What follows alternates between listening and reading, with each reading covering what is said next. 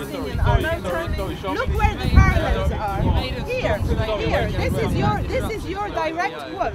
BDS does not work because Israel is not a colonial entity. How is Israel not a colonial entity? It's very simple. It's very simple, and we will talk about it tonight. Go. Israel is not a colonial entity. And so settlements are not colonial settlements. It's not built on stolen land. The Palestinian land. What are you saying? Look, can you stop shouting? You won't really want to know? You really want to know? Israel is not a colonial setting. It has some colonial symptoms. A person who has some symptoms of brain cancer is not necessarily suffering of brain cancer. This is a very simple issue. This is a very simple issue. And as you know, one minute. My book. Elaborate on the issue. My book elaborates on the issue, and it is supported by the biggest list of Palestinian supporter academics, and they wouldn't support me if I would talk rubbish. Okay, that's really okay. To be a Zionist, for me, Zionism equals oppression, equals racism, right? So to be a racist means to accept that more than anything else, one is primarily a Jew. So you are saying all Jews are racist. Do you know where this quote is taken from? It is a 1 minute. Sentence. No. Where is it? This quote is taken from in reference to Chaim Weizmann. Do you know who Chaim Weizmann was? No, tell me. Chaim Weizmann was the prominent Zionist leader in the late 19th century. He was the first president of Israel. Chaim Weizmann said, and you're David Pink, so you are quoting Israeli presidents when I am quoting at you. Don't shout at me. I'm not shouting. Okay, so I'm trying to teach you something. All right? Okay. I'm very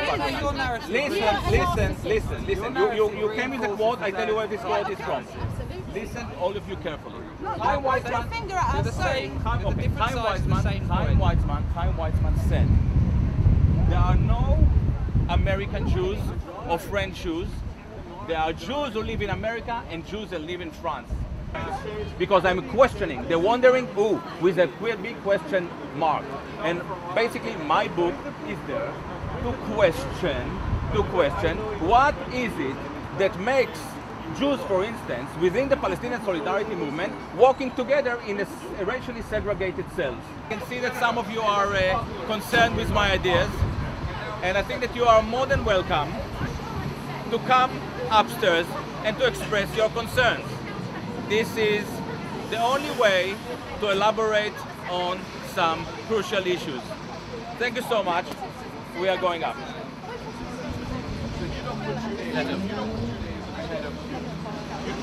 Hello, Irving.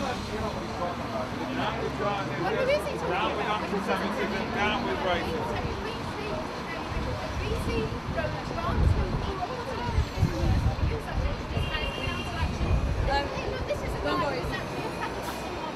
So first of all, I'll introduce myself. So I'm Irving Rappaport. By profession these days, I'm various things, but I'm definitely a mediator, a mediation trainer, and I work in Parliament often, where I co-founded a group called the All-Party Parliamentary Group on Conflict. So in that role, I facilitate quite a lot of meetings in Parliament, and I guess that's why I've been asked to do it here. I am going to attempt to be absolutely impartial as far as a human being can be. Of course, it's impossible, but I'm going to try.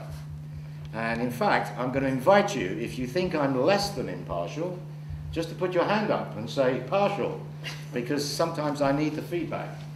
All right, but my job is not to have an opinion, just to help the meeting go smoothly. So the guidelines, well, let me just introduce the speakers first. On my right here is Glen Bowman. What? I said hello. Hello, right. He's a social anthropologist who's worked in Jerusalem and the West Bank through the last 25 years. He's concerned with religion and identity politics, an interest which also involved him in what used to be called Yugoslavia between 1990 and the present day. On my left is Oren Ben-Dor. He's a reader in the philosophy of law at the University of Southampton. He's the co-author of Constitutional Limits and the Public Sphere, Thinking About Law in Silence with Heidegger, as well as the editor of Law and Art, Ethics, Aesthetics, Justice. Oren writes on the uncanny origin of political emergence, as well as on originary violence in Palestine. He explores the existential relationship between the Jewish and the Zionist questions. Now, I don't know, were you born in Israel? He was born in Israel as well. Great. Are you Jewish? Kosi. Pass. Yeah. Yeah, okay. Just want to identify who we are. By the way, I am Jewish. I'm not. And he's not. Yeah, I don't think Karl is. No. Okay, so that's Oren. Karl Sabbagh is a very famous journalist, television producer, and the author of several books, including A Rum Affair, Power into Art, Dr. Ryman's Zeros, and Palestine, A Personal History. He's currently the publisher of Hesperus Press. Finally, in case anybody doesn't know him, Gilad Atzmon on the end there, who's the writer of this book, is an internationally acclaimed jazz saxophonist and composer, and he's been described by some as a self-hating Jew. We'll explore that later. His books and essays, some of which have been accused of being anti-Semitic, for example by The Guardian recently, are published widely, and his new book, The Wandering Who, which I just showed you, which is stacks of them over there, too many obviously, a study of Jewish identity politics, has been praised by some of the world's most respected scholars, but it's also been condemned by, amongst others, the Jewish Chronicle, as, quote, an unambiguously anti-Semitic book. So that's the introductions over. So just a few guidelines for tonight, just so that we all get the most out of it. I will ask the panel here to open up with no more than 10 minutes each.